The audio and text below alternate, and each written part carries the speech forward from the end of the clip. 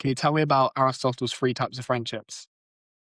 Yeah, for sure. I guess first to say I love the invite here on the podcast. It's great to meet you both, Joel and Jacob. So it's great to talk about kind of these foundational thinkers like Aristotle and Plato, and obviously a lot of them have huge influence in Western civilization. I guess in terms of friendships, I'd love to kind of start first with kind of the overall goal, that Aristotle kind of had in mind, with friendships. Obviously, I've made a couple videos about it, but really at the core, it's all about the practical science. So, when we look at friendships, ethics, we're looking about, what human flourishing is, how do we achieve the highest good? And I think that brings a lot of different areas to talk about. And it's quite a broad topic, but really at the end of the day, what Aristotle is kind of aiming at is what's the highest good? What's the human flourishing, which he calls, eudaimonia.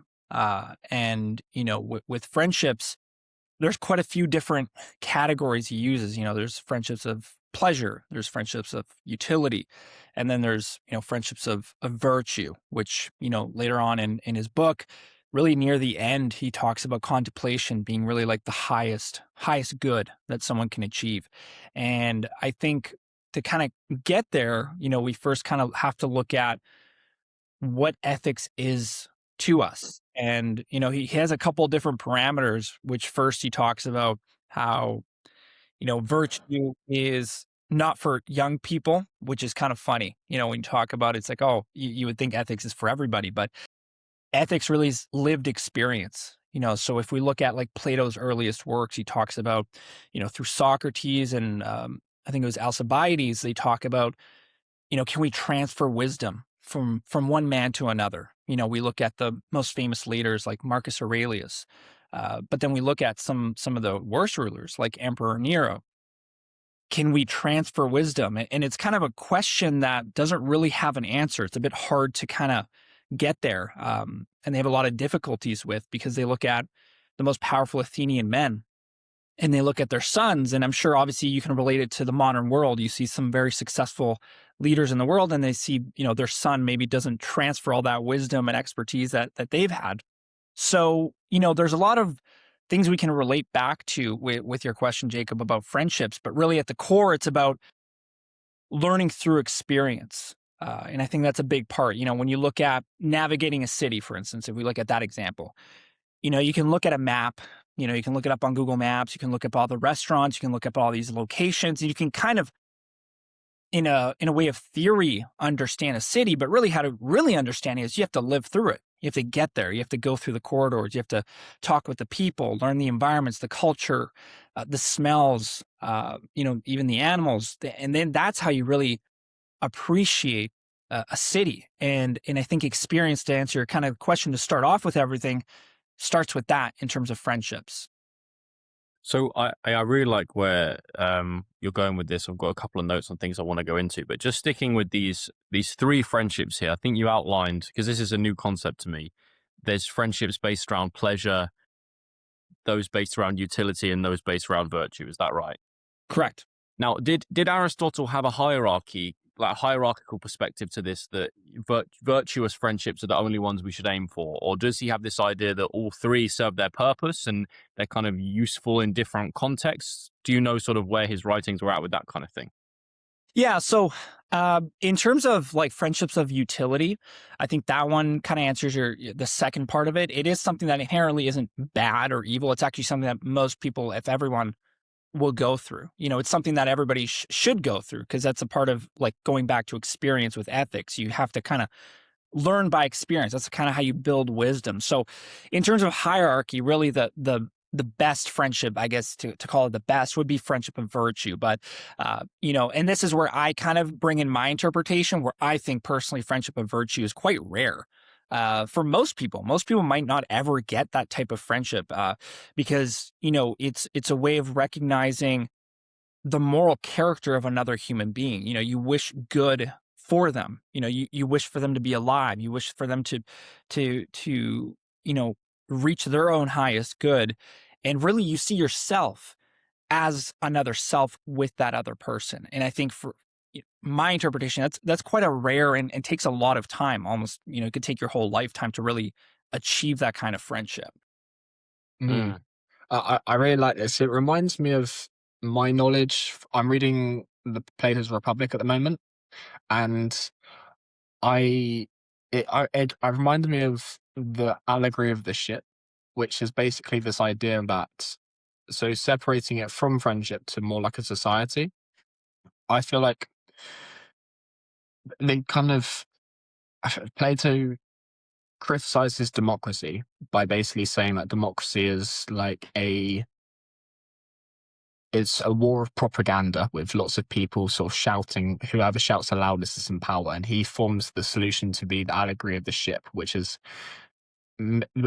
navigated by the philosopher and these like philosopher kings at the top. And it reminded me of this because when you talk about the highest parts of friendship being contemplation, I think that's where the philosophers come in. And the philosophers are these people that have a love for learning, and their heart is really fueled by the truth.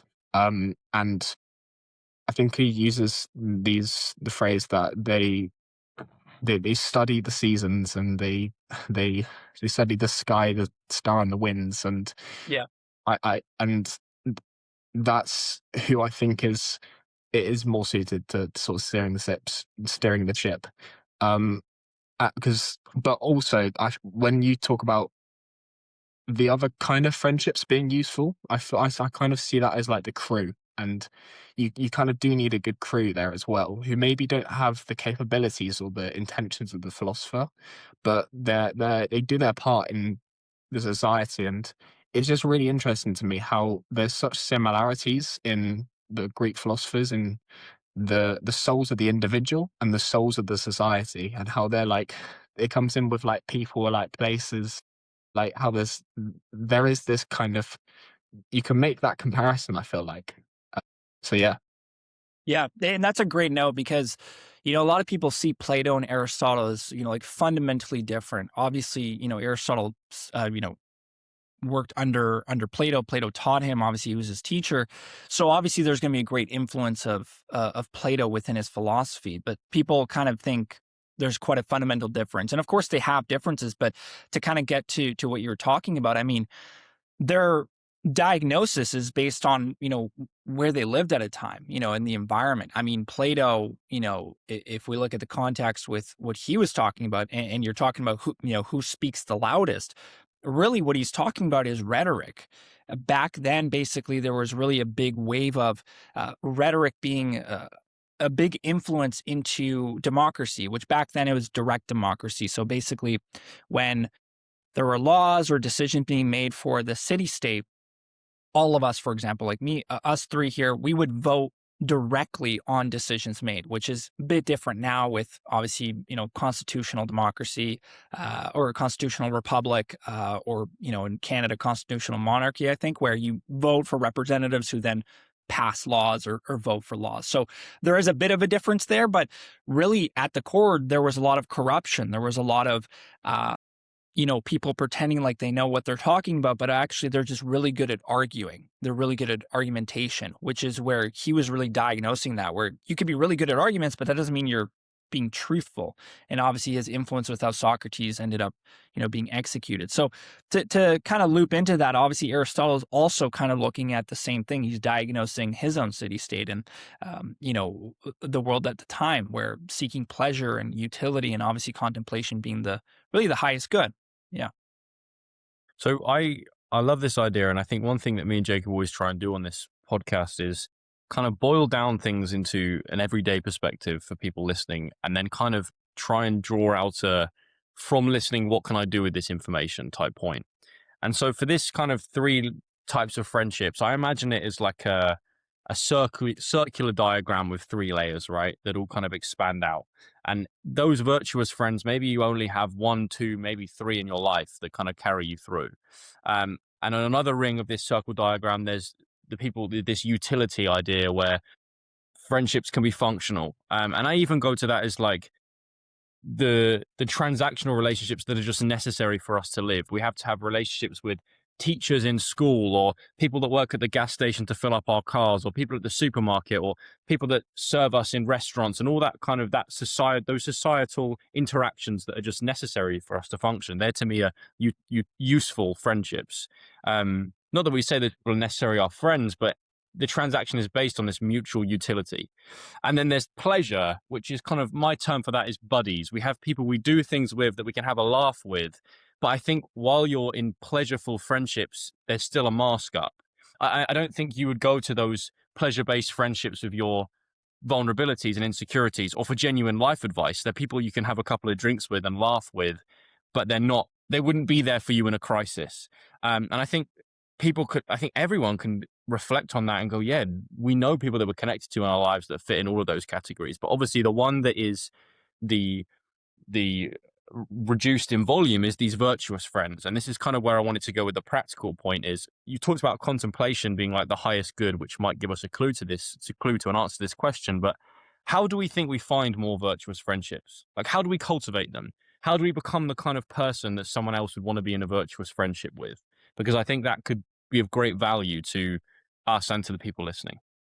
Yeah, I mean, that's an excellent question. And I would say it really starts with ourselves. I mean, if we want to see who we are as people, we look at who are we surrounded with, right? So if we're surrounded by people that are seeking pleasure, seeking emphasis on utility, money, right? If we're chasing if they're all chasing those things and we're in those groups, that kind of tells us where we stand within our own ethics as well.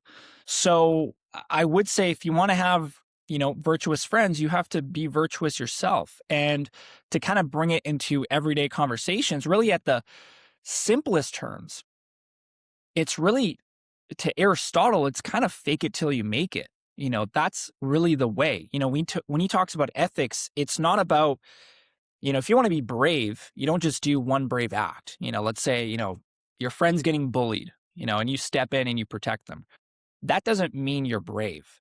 It's the continuous pattern of doing it over and over of brave acts that creates a feedback loop for yourself, that you don't do that specific thing to be brave. You do it because it's second nature. It just happens. It's just part of you. You just do it. So the pattern of becoming virtuous is to, in the simplest terms, just keep doing it. It's a habit. It's just creating habit. And then from there, that's where obviously flourishing and by nature, Aristotle talks about, I think it's in his book Politics or Metaphysics, I can't remember, but he says at the core we are political animals. And it kind of reminds me, I had one person comment on one of my videos once. I don't think it was about Aristotle, but it was something in relation to that. And they kind of talked about, like, they wanted to be away from everybody. They wanted to just get a piece of land away from the city and just kind of live on their own. And that is not what Aristotle would have in mind. A big part, and he dedicates 2 chapters to this book, is friendships. Friendships is fundamental to human flourishing. If you don't have connections, if you don't have a community, that is really fundamental. You don't have a true path to eudaimonia, which would be human flourishing. I like that. And just to sort of add on my thoughts, I mentioned briefly that I think I've been thinking a lot about this, that people are like places, and I think that we kind of have to design ourselves the way that we feel like a place is designed. So we can't be we can't be a place that's abandoned, and we can't be somewhere that's other people would be scared to visit. But we want to.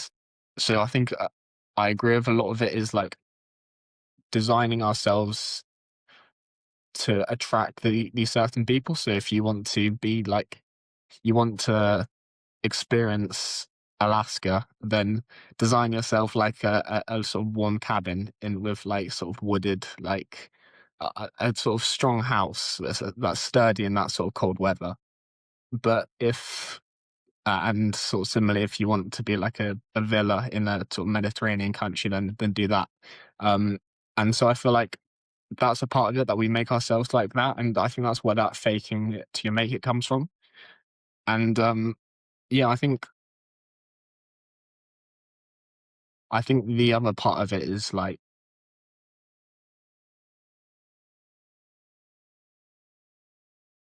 finding, like, not forcing belonging. Like, you want to be like, you want it to feel like home, in a way. I know I feel like I'm like really stretching this analogy now, but uh, you want to.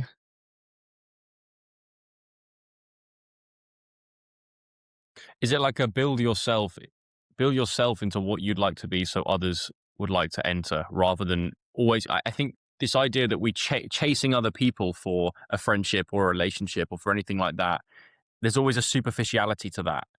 It's not on sturdy foundations, because you're the one that's chasing them. They don't really want you to be there. Do you get what I mean? Is that what you're sort of trying to Yeah, it say? was just kind of building yourself up. Yeah, like a Well, place. on this, I like this sort of this housing analogy, and it's kind of like I'll touch on that first, and then I'll touch on this idea of making virtue second nature. But what I thought, what you're saying there, Jacob, I got this image of us building ourselves like cathedrals, right? Because a cathedral is a very welcoming place. You can go for free. It has a very calm, spiritually pure atmosphere, where people pray and they give they give blessings and they give gratitude, and even people that aren't religious still go to cathedrals to feel that aura that it has in there. But as much as a cathedral is welcoming, it's also grand, and it's also sort of sublime in the way that a romantic poet would think about it. That it's so big and it's almost terrifying, but that terror is beautiful, and that's the kind of person you'd like to make yourself into. A sort of formidable yet virtuous. And on this idea of making virtue second nature, it makes me think of something you said, Jacob, a whole load of episodes ago about the idea from sort of skill acquisition, that you start unconsciously incompetent, and then you become consciously incompetent, and then you become consciously competent, and then you become unconsciously competent. And that's a bit of a mouthful there, but essentially the arc is eventually you build a skill so much that you can do it without thinking about it. And I think that's the same great process that you were talking about, Nick, there with virtue and how to build it. It's sort of faking it till you make it, acting the things out, trying to get your frame of mind in that place to do virtuous things and treat people, including yourself, virtuously. And over time, that just becomes your way of being until you're unconsciously virtuous. And then maybe those people find you more easily. Yeah, does that land with both of you? Yeah, for sure. It makes sense. I mean, that's why, I mean, part of it, to go back to the start, like his book isn't meant for two types of people. I mean, two types of people would be like, first, younger people, because for him, he says a lot of younger people really chase pleasures. Because you're young, you don't really have the wisdom yet. You don't have the experience, the lived experience. So it's you kind of cater more to pleasure seeking friendships and just areas of life. So that's why his book wasn't really meant for younger people. And then the other part was, it wasn't meant for people that weren't already to an extent virtuous. So his goal wasn't to change you if you were not virtuous. He's not trying to make you go from a non-believer to a believer. This is for the believers, or to an extent the people who have the characteristics of virtuousness, who kind of just need to really understand it a bit more. You know, he's not trying to change your fundamental ideas. If you don't believe in virtue, then probably this book is not for you, right? So when he connects virtuousness, you also need guidance. You need to know, you know, you can know virtue, going back to theory, right? You can learn all the characteristics of friendships, but you don't know what you're seeking because you don't have any experience, anything to compare other friendships with.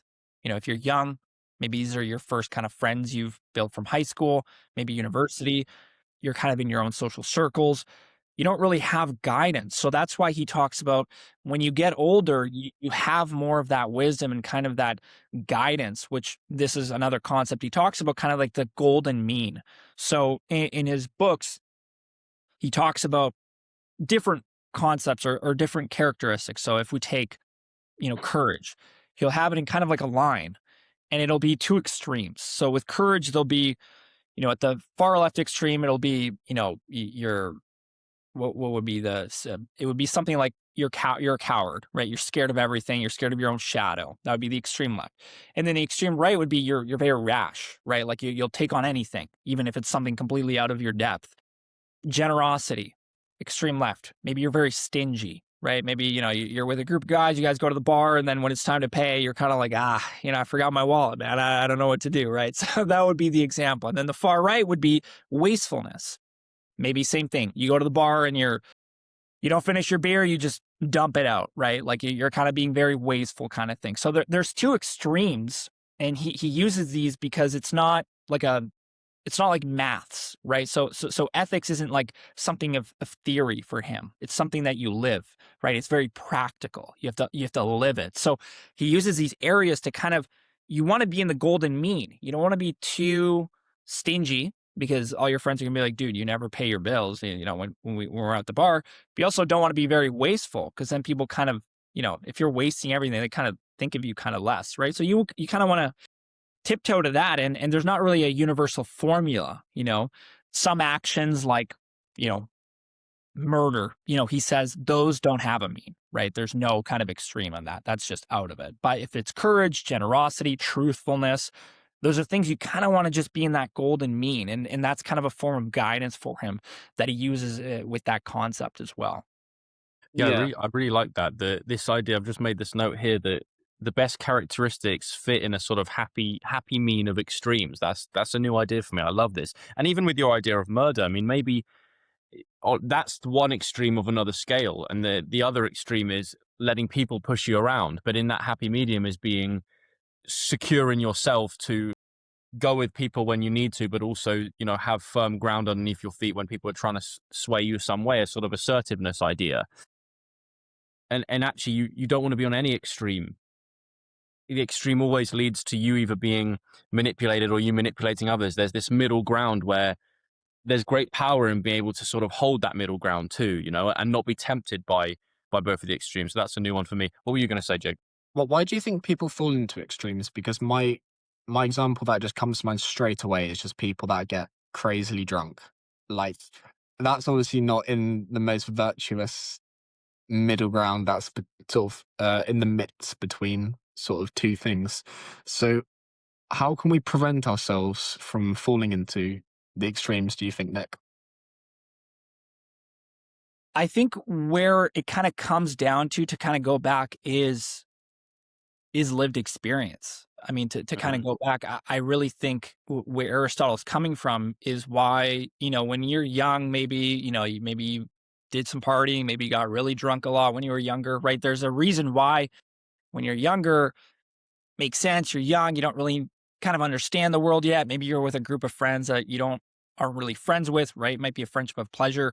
But as you live your life, you start to understand, you know what, I'm getting older. Like that's kind of like a different version of me. Like I'm kind of leaving that in the past. So to kind of answer your question, I think it comes down to lived experience. I think the more you live, the more you can understand the world. And I mean, your brain itself obviously, matures, and there's a lot of bodily changes that you have as you get older too. You get wiser. Hopefully you let go some of that partying and and drunkenness. Doesn't mean you can't drink, but you gotta at some point gotta leave it behind. Because Aristotle really rejects hedonism, right? Like the pleasure of just the highest good being, just pleasure, chasing pleasure all the time. And then also the asceticism. So, having no feelings, right? Like detaching yourself from anything, right? Like those two extremes, he's like, you have to have a happy medium. Pleasure, right, can help, right? It can maybe complete an action, right? It can maybe like part of pleasure can be blossoming a flower, if that's like an example I could give, right? Or, a virtuous person would take pleasure technically from what is good. So you still kind of get pleasure in itself from doing really good things. So bravery, right? If it's second nature, you get pleasure from being a virtuous person, right? So maybe you get pleasure from, some people get pleasure from drinking and going really hard on that, right?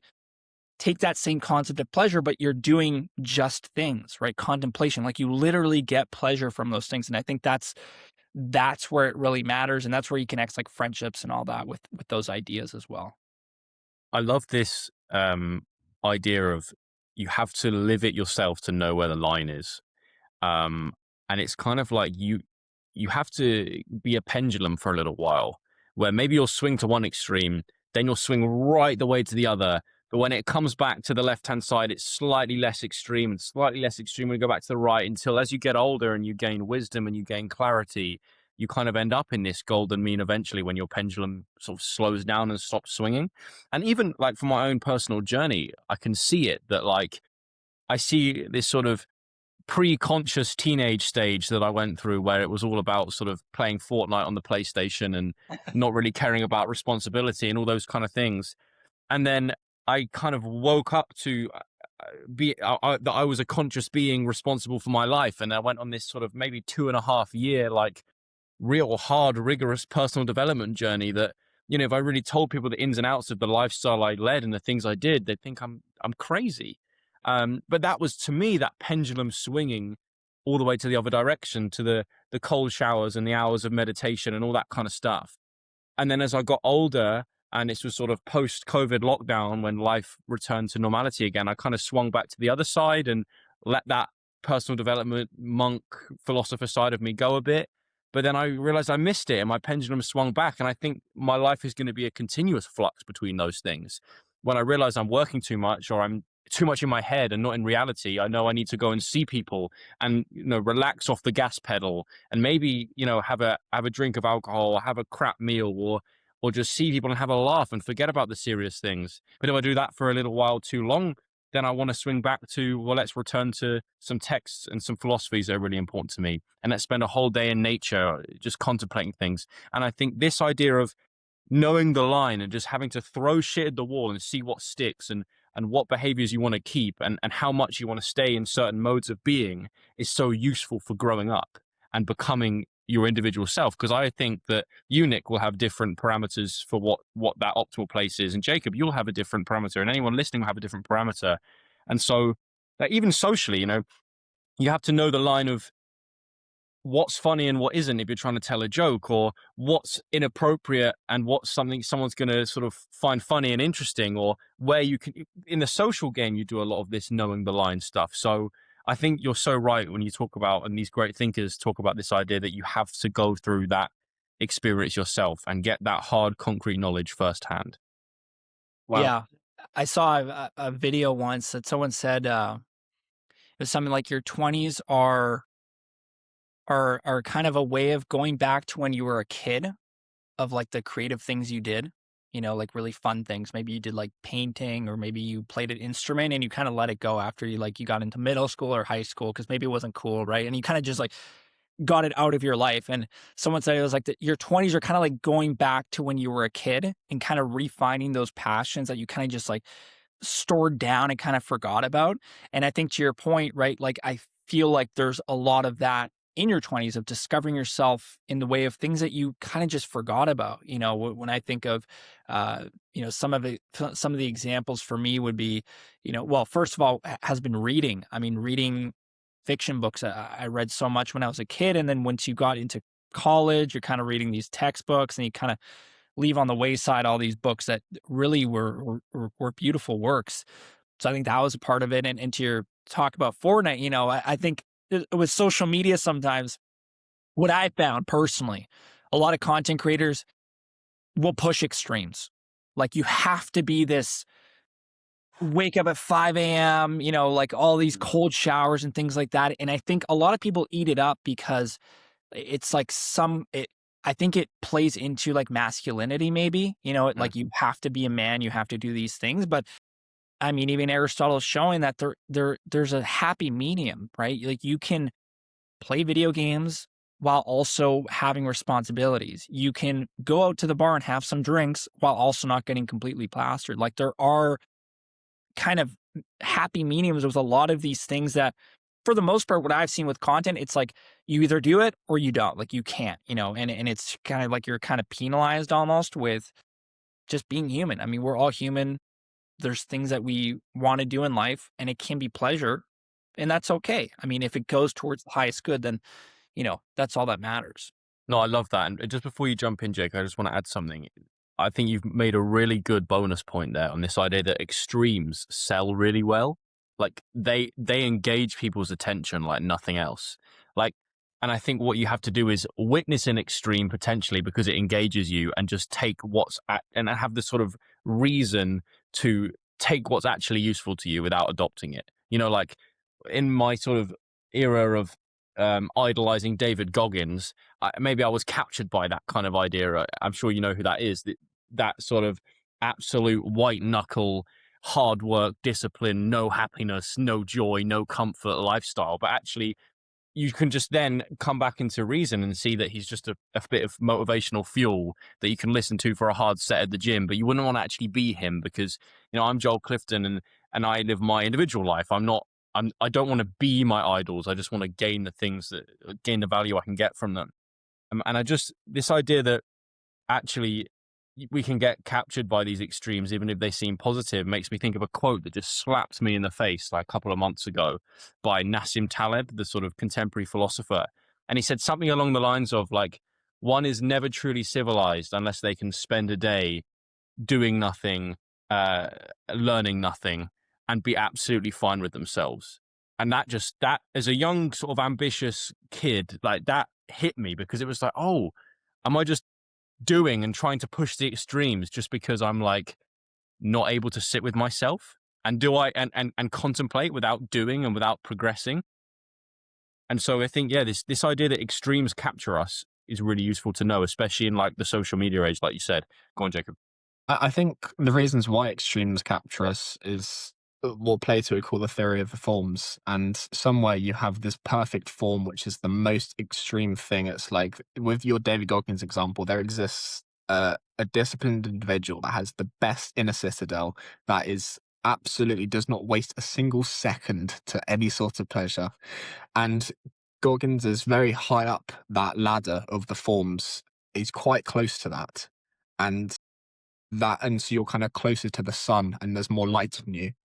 Um, I think that coming back to so with this extremes idea, I feel like the extremes in some contexts, I'm gonna kind of point this to Freud because I think as we're growing up as children, we're given rules and we are the rules of what sort of what morally we should do, but also how far we can misbehave and things like that. And these rules, I feel like they're almost subjective based on what your parents think.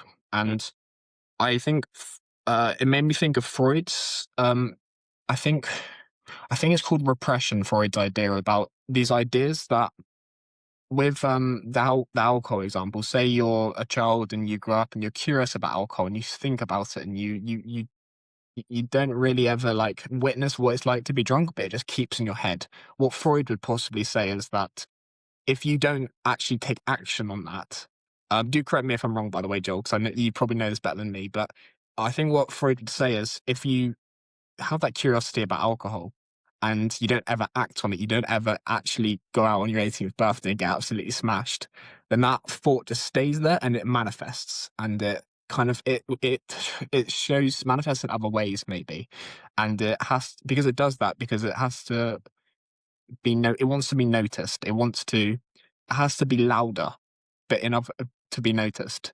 And so then that's when you potentially, because you haven't previously broke the rules, because you haven't been given like a little bit of alcohol when you're 17 or when you're 16 from your parents, you then have some kind of opportunity to just absolutely blurt that energy of like of desire.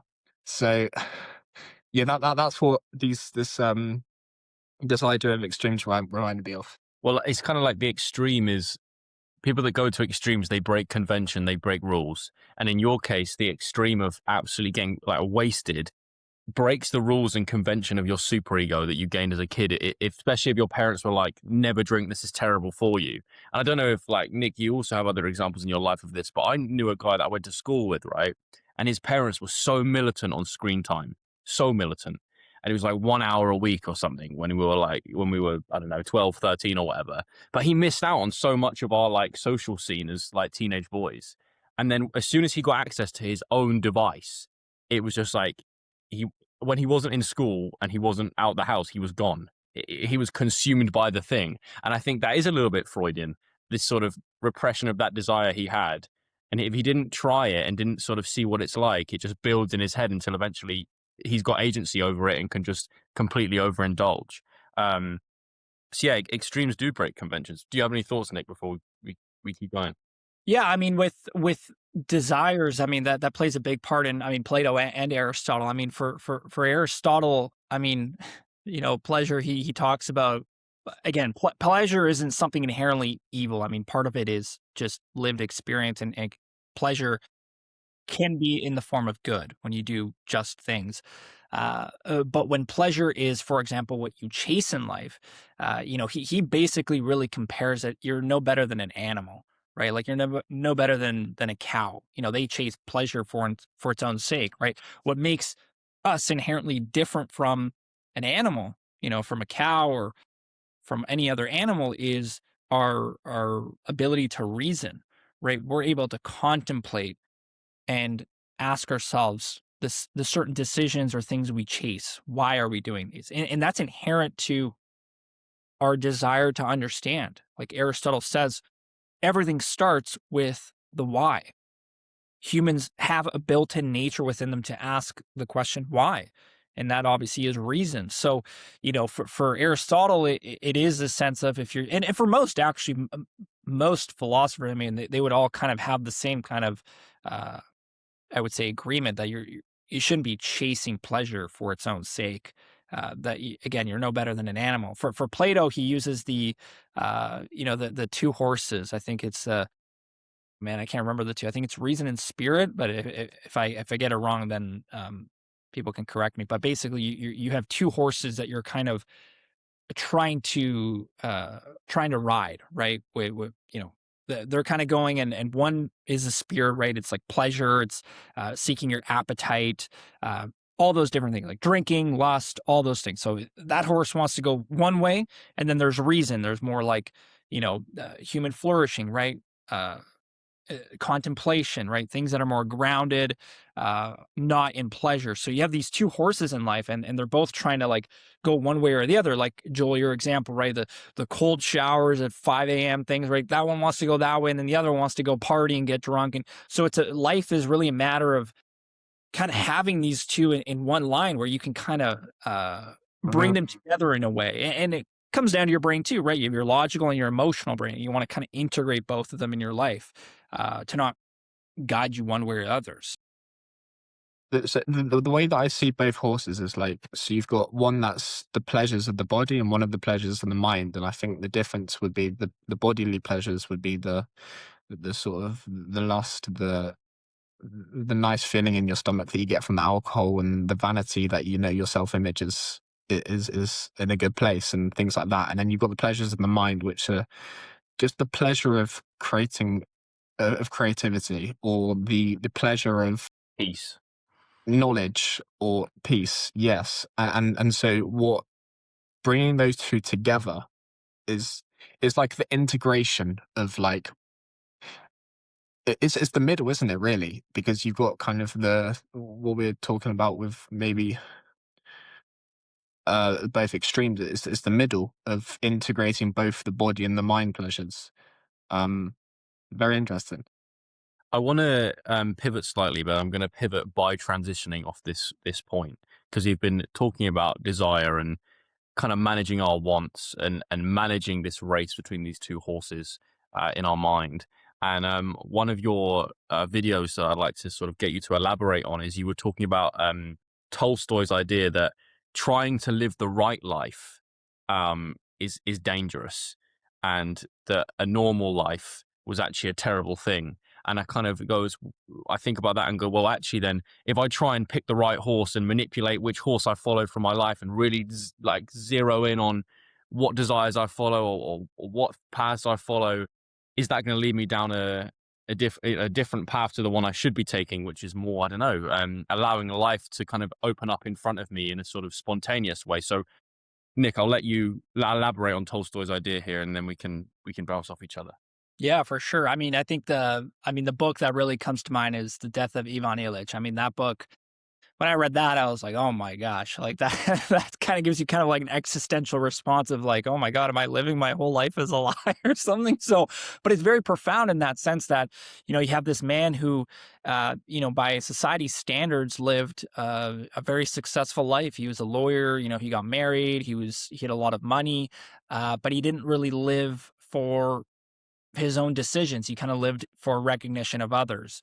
And I think, again, there's a lot of nuance here with that because I don't want to say, obviously, for Aristotle, for instance, just to go quickly back to him, you need to have a level of wealth for him. He says you need to have some money in your life or you're not going to have a very flourishing life. Like if you're completely broke, you're homeless, that's not really what he's going at, right? Like you need to have friendships, you need to have some degree of wealth. And then from there, you have the kind of foundations to kind of build a flourishing life. But, you know, to go to Leo Tolstoy's story and, you know, you know, there's that book, there's, you know, how much land does a man need, which is a very, very short book, but it's an excellent book as well. It's really just recognizing why you're chasing the things you are chasing. And that can relate to your social circles, which he talks about in The Death of Ivan Ilyich, right? Like when he's in his deathbed, like there's a part in the book where basically all his coworkers are right there. And the first thing they're talking about is like, will I get a promotion once he dies? You know, those are kind of like the first thoughts they're talking about. Later on, like they don't even want to go see him because they don't want to get like bad luck and for them to get sick as well. His wife also like becomes distant. And he, throughout the book, he kind of makes peace through these dreams of death. You know, like part of it is he's so scared of it, but also it's kind of comforting with kind of the realization that a large part of his life, he didn't live for his own sake. He lived it for others. And to what that appeared. So I think this type of topic can kind of sway so easily to one way or another, where I think there's a lot of nuance where at the end of the day, we're human. There's a lot of maybe flaws or decisions or things we do for the recognition of others. And that's okay at the end of the day. Like that doesn't mean you have to eliminate or like chop it off like an arm because it's just part of being human. I think recognizing and just being aware of these things, most people I feel like aren't even aware. They just kind of blindly chase a career for money or they blindly chase a relationship because they're attractive, right? Like they're not even aware. So I think that's maybe the starting point, you know, for that. What I interpret from Tolstoy's kind of this message that living for others is not the way, is these desires have to be yours, and that goes for both the desires of the body and of the mind, because you kind of you don't want to drink because other people are like telling you to drink. You want to drink because you want to feel nice and at your perfect level. But also with the mind, I guess, like we're having quite an intellectual conversation right now. I wouldn't want to, uh, like, I could have come on here and basically asked you all the questions that I know the algorithm would have rewarded, but I wanted to ask you, Nick, the questions that I'm curious about, and the and the questions that I think we could have the best conversation for. And so I feel like that's two different examples. It just has to belong to you, because otherwise yourself, like yourself isn't the self is like if your desires belong to other people, it is so like distant from yourself. You're so detached. You're not like grounded. You're not living for yourself. There's like John Paul Sartre says, "Hell is other people." From my understanding of that quote, I think what he meant was that hell is being in this living for the gaze of other, always being in the gaze of other people. And I think the reason why that's so bad is because it's like your free will is outsourced. Yeah. It muddies the water on your sense of self, you know?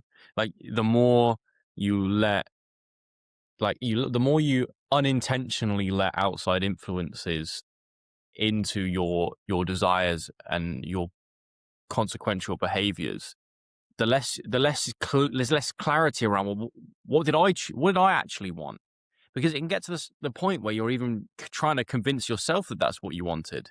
mean, so many people that give into like marketing schemes and things like that. If you ask them why they bought that thing, their brain probably does come up with an excuse. Oh, we needed this new cleaning product for the bathroom. Blah, blah, blah. But no, you were kind of just captured by the advert, or because your mate got one and you wanted to have the pleasure that they had from it. And it's a very hard thing to decipher, isn't it? What is pulling me into this thing? And that self-knowledge, that sort of making that mixture in you so pure that it's yours, that takes real agency and real authenticity, which is again one of these skills that you just have to gain through like personal experience. I think that's the key theme of this conversation so far. Maybe you have to like give into a desire that's not yours to then get to an outcome and go, that felt like fundamentally not in line with me. So why the hell did I make that choice? And then you learn, and the pendulum swings the other way. But yeah, I really like that. What do you think, Nick? Yeah, I mean, I think Leo Tolstoy was in his later years definitely a lot more. He had a lot more critique on what art had become, which really relates to all of this with beauty, with pleasure, uh, and to kind of talk about that topic. He really asks, what role does like art play in human life in relation to all those things? Because yeah, he was really in the sense the concept of the gaze, right? Like hell is other people is really like the perception of yourself is kind of based on other people's, because you're kind of in an environment where other people are, you don't know what they're judging you about. You don't know how you look to these people. So I think with his books, it's a way of critiquing these concepts, because at the same time, it's so modern at the same time. When I read How Much Land Does a Man Need, I mean, it's like maybe 20, 30 pages. And it's such a simple story about how much more land do you need? How much more do you want? All these goals you're creating, it's always more, more, more. Once you get to that goal, you always want more. And obviously part of it is inherently human, but it's like, how do you deal with those things? Can you realize that maybe your pursuit of wealth is a form, like we talked about, utility, right? What is it for? What is that wealth for? Do you really need more of that? What is it like? What are you buying with it? Like, why do you need to buy those things? So I think those are all important questions. I think Aristotle and Leo Tolstoy both kind of bring up and critique, and it's insane because it feels so modern, right? Like for Leo Tolstoy, I mean, it was a couple hundred years ago, Aristotle a couple thousand, and it's just so, yeah, you can relate to it so much in today's world. Just to really understand this for myself and people listening, when Tolstoy sort of said like why art is sort of becoming a lie, or I can't remember the exact quote that I think you said in one of your videos. What was the actual like critique of art and the critique of beauty? Yeah, so for him, he was talking about how art had become, well, there's a couple different ways. I mean, for him, he thinks that art only counts if there's a real feeling. So if you're transmitting through your art some kind of feeling, so maybe it's happiness, maybe it's sadness, maybe it's sorrow. Are you are you kind of giving that ability to experience to the other person? It could be a painting, it could be a video, it could be a piece of writing, and it has to be intentional. So the artist has to mean what they create. So you don't, create a painting that you don't feel. You just create it for example, just to make some money. He would say that's not art. And he kind of talks about that critique and how a lot of the art during that time had become kind of for the wealthy, for the 1%. Art became this kind of pretentious thing that only the elite had. So, the emotions are a really big part. If the person that's viewing your art doesn't feel something, then he also doesn't think that's art. So if any of those three kind of necessary components aren't present in that art piece, whatever that art is, he would say that's not art, or that's like bad art. So that's where he was critiquing, and where he thought most of the art was kind of like a copy of a copy of a copy, which is kind of funny because it kind of relates to Plato later on in the Republic. He talks about how he wants to exile all the poets, which is kind of ironic because he started before philosophy. He was a poet. He destroyed all his poetry, and then he became into philosophy. But he says he wants to, when you're creating this, I think he calls it Calipolis, which is in Greek, which is kind of like a utopian city. He wants to banish all the poetry because he sees poetry as kind of a copy of a copy of a copy of the highest good. So art is kind of like 3 layers removed from what the highest good is. So, the absolute version of justice. Paintings or poetry would be like 3 layers removed. So you have to banish them and kind of start from scratch. What's the highest good and go from there. So it's kind of interesting how there's even like Plato kind of related into art with Leo Tolstoy as well. Yeah, I think that point on art and creativity is so beautiful and quite hard to sort of replicate in life, but feels so just right in my soul, you know. And I read Rick Rubin's The Creative Act, and this idea in that book that the purpose of art is for an artist to try and translate a ineffable experience they have inside themselves that language just wouldn't do justice to. And whether that's a great feeling of love or these these highest goods that these philosophers talk about, like justice and being moral and being and experiencing eudaimonia and sort of the peak human experience. And even it can go from that, I guess, to the other end of the spectrum, to the real darkness of the human experience. Art is a kind of the best translation we have of those things. But as soon as somebody just tries to make art that looks like other people's art, it doesn't have that life behind it. It's dead. It's like a human corpse that's freshly deceased. You know, it's like it looks like a human being, but there's nobody there. There's no soul behind it. And I think it's a very hard thing to create authentically and not be influenced by what other people or what other people's opinions of what you're doing is going to be, and just go from that raw source. But to believe that raw source even exists, you have to have some kind of like spiritual, metaphysical element to it. But I think that makes sense to me, that that's what art is, and that's why art moves us so much, because it's not reading in the sense like you'd read a sentence in a book and know what it means. You're reading someone's internal world. Yeah, You for know? sure. But to relate to that, I saw a video once, and I think what makes Leo Tolstoy's kind of ideas or components of what art really is, I think even harder in today's world, is because I saw a video and someone said, everyone's an artist until rent is due, which is really interesting because it's intrinsically very difficult to pursue true art when there's so many components making it very hard to do so, especially in today's society. I mean, yeah, like you have to make money in some way. And unfortunately, the arts and a lot of these things we're talking about, there's not really a lot of incentive. And actually, it's much more difficult to create a career or to even make money off of it. And inherently making money off of it also strays away from the core message of art. So it's kind of like you're in a catch-22. Like you want to create art, but you also need to pay bills, but paying bills also kind of deviates from true art. So you're kind of stuck in like you don't really know what to do. So I think this makes it even more difficult in the modern world as well. Yeah, when you said that quote, it reminded me of, it's basically the same thing but in different words. Chris Rock saying, "Follow your dreams if they're hiring." Is this kind of conflict between the craftsman and the artist, the craftsman making this thing so that people, when they know they're like, and the artist making something novel that's original. And I feel like the solution, we have to integrate them, whatever that kind of means, because you have to keep the soul. When you're a copy of a copy of a copy, you lose the soul so much that it almost doesn't work.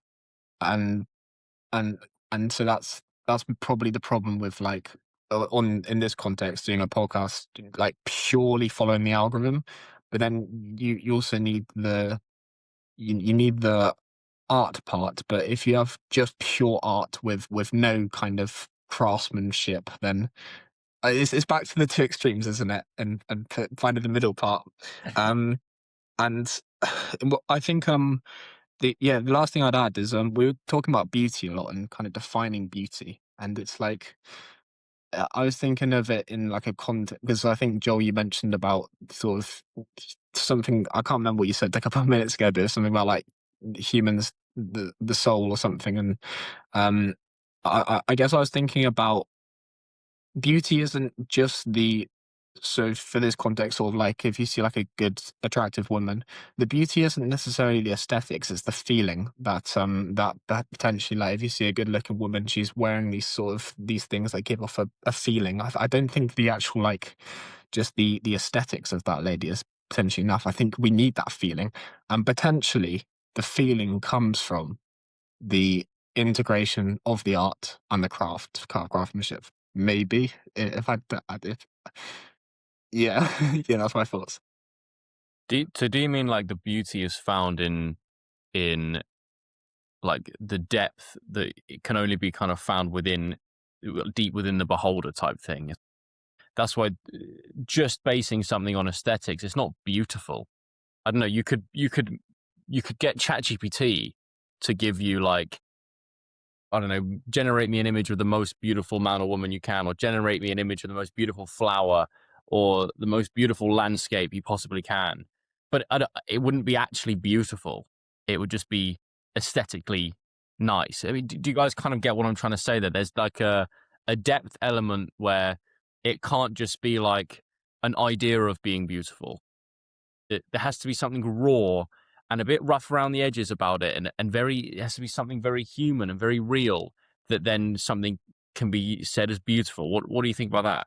Perhaps it's like when you see like this sort of attempt at modern architecture, and you see like a modern building, and it doesn't hit the same. It hasn't got that same soul that like buildings that were like an old building that was made like a couple hundred years ago would have, when it's like all like experimental and yeah. No, that just came to mind.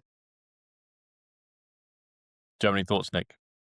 Yeah, I mean, with I was trying to remember back to the Symposium, which is one of the books by Plato, and they talk about well, they talk more about what love is, and they have kind of different interpretations of it, but it kind of brought me back to that because there's a certain point.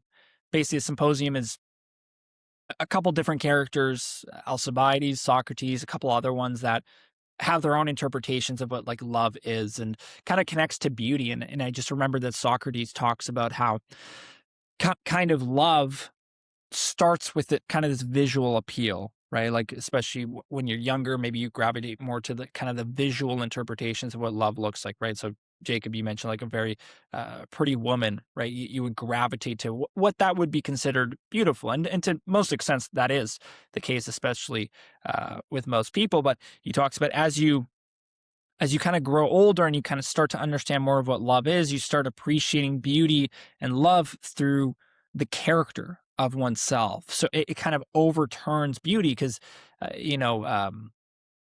as you get older, obviously, kind of your visual appearances kind of not fade, but obviously you don't have the youthful appearances, and really what you're left with is your character.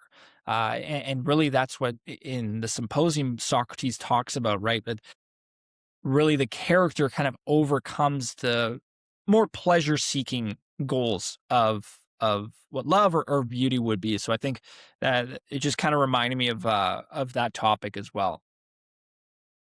Great. Jacob, do Um, you have anything specific you want to pivot to before we sort of start concluding today? Because I know we're coming up to the hour mark.